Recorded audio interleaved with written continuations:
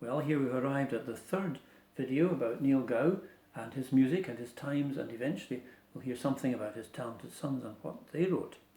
I'd like to do something a little unusual to start with, though. There are two things I want to mention, and the first is that this video is dedicated to a friend of mine. She's called Ishbel. She's a lady who is very fond of music of different kinds, Scots music certainly, classical music equally certainly, and a rather newer thing for her, I think, but equally certainly jazz. All of these she likes. She is a wonderful singer. She has a beautiful soprano voice.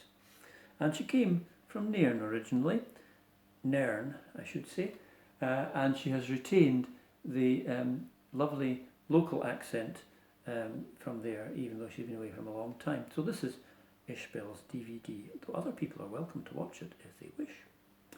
The second thing to mention is this fiddle. This is the fiddle for this video. Fiddle, violin, which is it? People sometimes ask, not very often, but sometimes, what's the difference between a fiddle and a violin?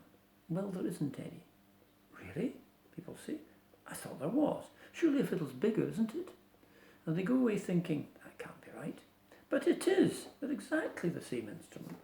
Fiddle and violin are the same instrument. Same size. Yeah, the same, believe me. Anyway, this one is a nice one. This was made by John Carr of Falkirk in 1909. It's another Scots fiddle, of course.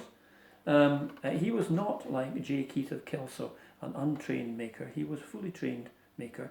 He ran a music shop. He was a good player. He was a good teacher. And he made and restored violins to a high standard. Good for him. Well now, there are quite a few contemporary accounts of Niel Gow and his music, and I'd like to quote another one in a moment, which gives an interesting insight into the kind of mixed entertainment which was favoured then in fashionable houses.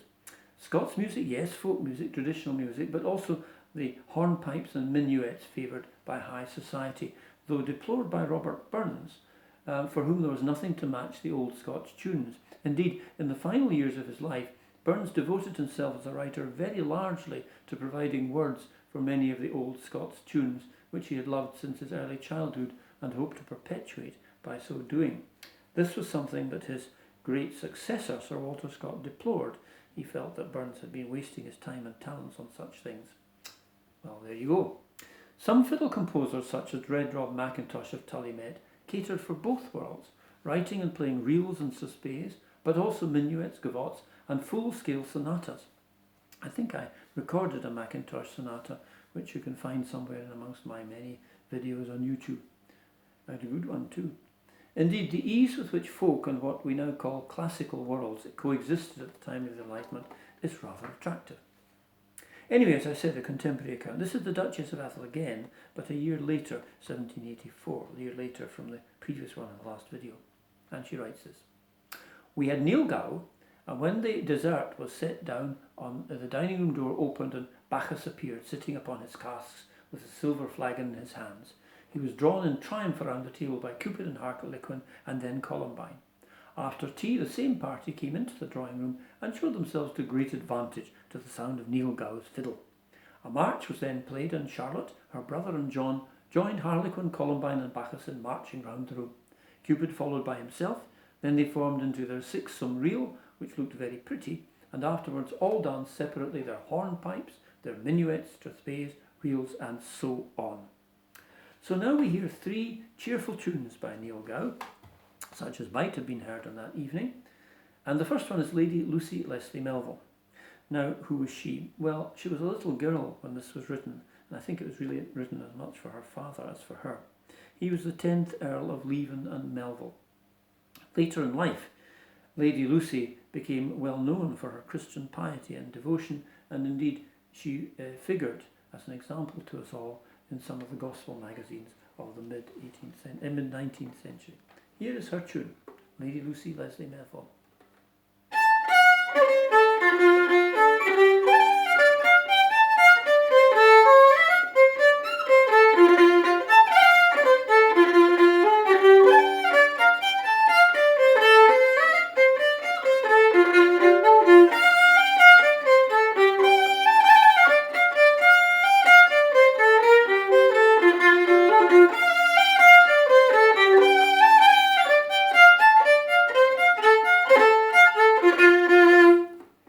cheerful tune indeed.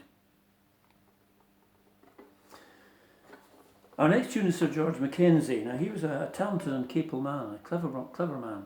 He was a landowner in Rossshire, way north of rural Perthshire where Blair Castle is, but he must have visited Blair Castle from time to time, I think, or we wouldn't have the tune.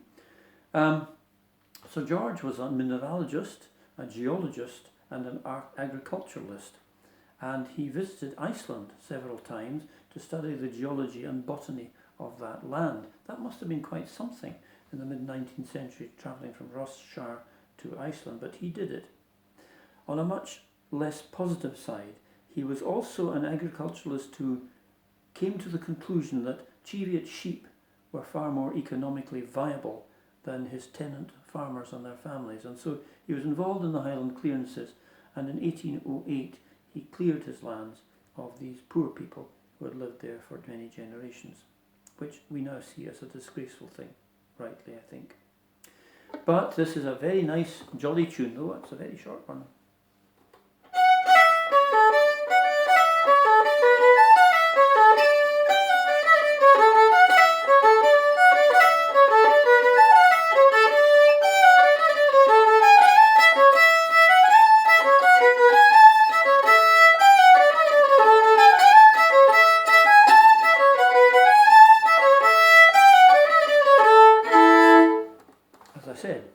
Tune. The last tune in this little group is Lady Charlotte Murray, and this is a jig, a very good one. Lady Charlotte was a member of the Duke's family. They were the Murrays, and this is her tune.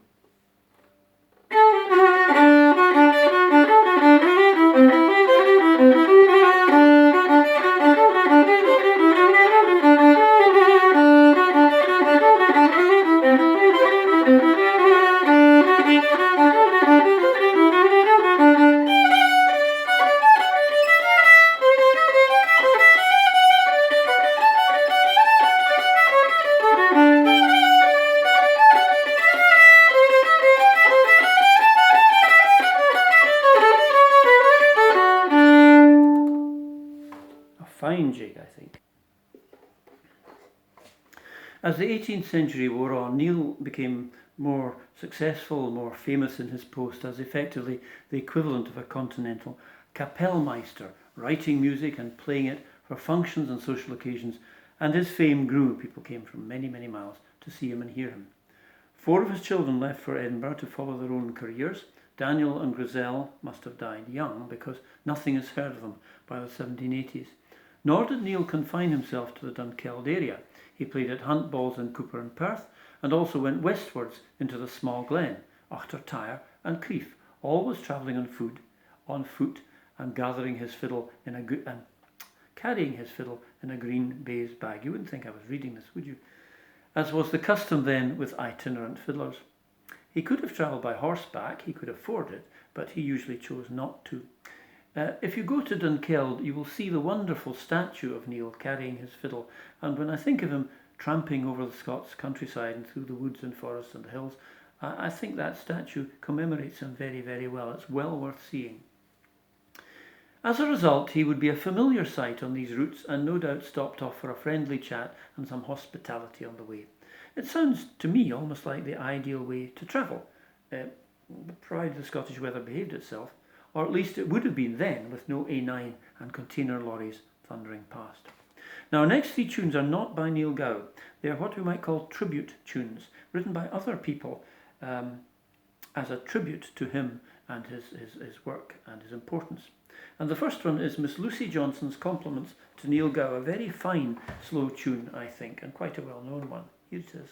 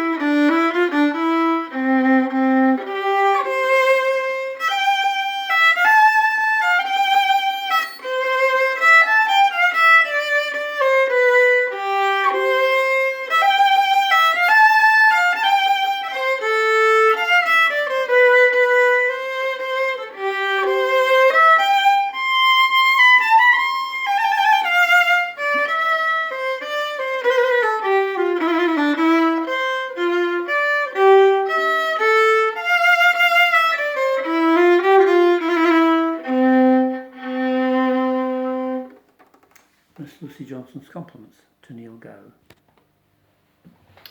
The most famous and the most distinguished of Niel's contemporary fiddle composers was undoubtedly William Marshall, who lived up in Murrayshire and was the servant of the Duke of Gordon.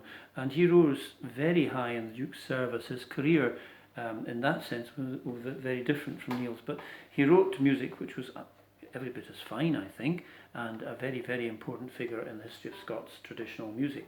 And he wrote this tune, which is called William Marshall's Compliments to Niel Gow. And here we go.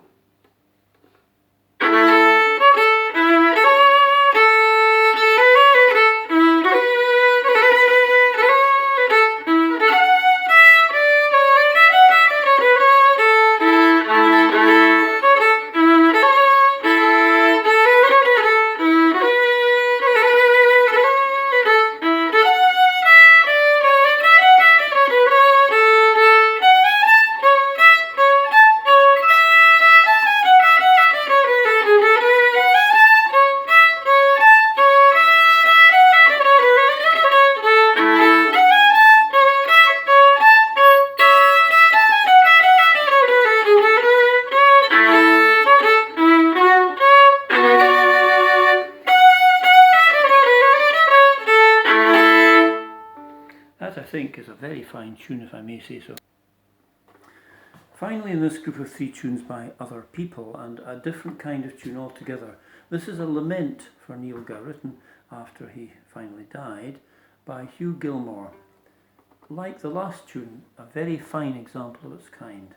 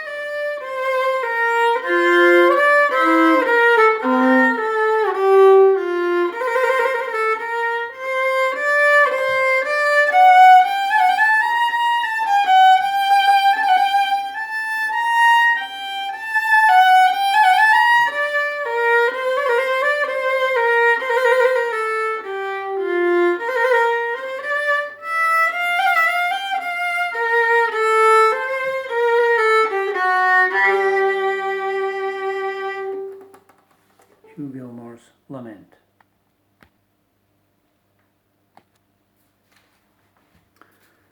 Time moved on as it does, and as an old man, Niel spent more and more time at home. He had many visitors and continued to be able to play well, so his fiddle was seldom silent. Outside his cottage in Inver is a stone where he liked to sit, watching and talking to passers-by. One distinguished visitor in August 1787 was Robert Burns. He had, of course, heard of Niel Gow, and on his way to a tour of the Highlands, he stopped at the Gow cottage. Burns left us this vivid and pleasing description of Niel Gow. I think a very honest description. This, I think, is what the man was like. He was a short, stout-built Highland figure, with his greyish eyes shed on his honest social brow, an interesting face marking strong sense, kind open-heartedness, mixed with an unmistrusting simplicity. Niel played for Burns and his travelling companions, and it's recorded that he played Loch Erechside, Niel Gow's Lament for James Murray of Abercrney, the Mackintosh Lament, and Tulloch Gorum. Now, only one of these is a tune that Gow himself wrote, and that is the Lament for James Murray of Abercrney. Burns later wrote words for it, and what I'm going to do is I'm going to play the tune, which is a fine tune, and then we can hear it being sung. I'll say a little bit about that before we hear it. So here is the tune. This is Niel Gow's Lament for James Murray of Abercrney.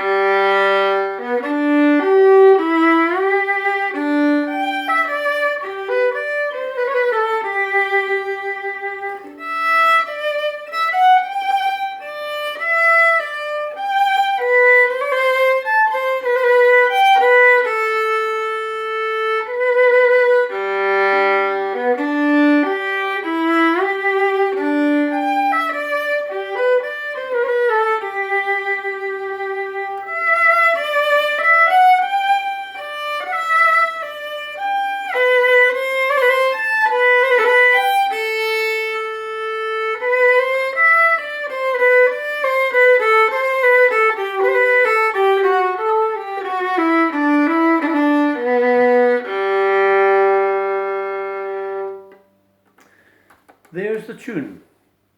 Now, Burns wrote a song to it, which is not very well known actually, and part of the reason for that might be, it's a good song, but it's an English one, he wrote it in English, might be that it's very, very difficult to sing. That tune covers a wide range, it's not meant for singing. And so here we have Jeff Davidson, an Edinburgh singer, baritone, and he sings it really well, but you try, it's not easy.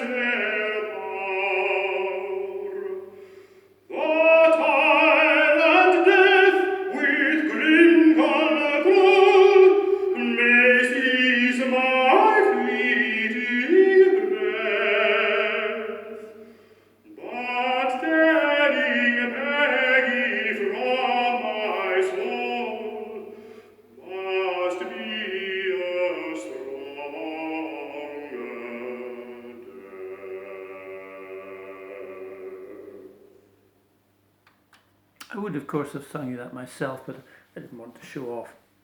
More seriously, I wonder if Burns realised just what sort of a challenge he was setting his singer, but Jeff Davidson accomplishes it valiantly, I think. Anyway, that's the end of the third Niel Gow video.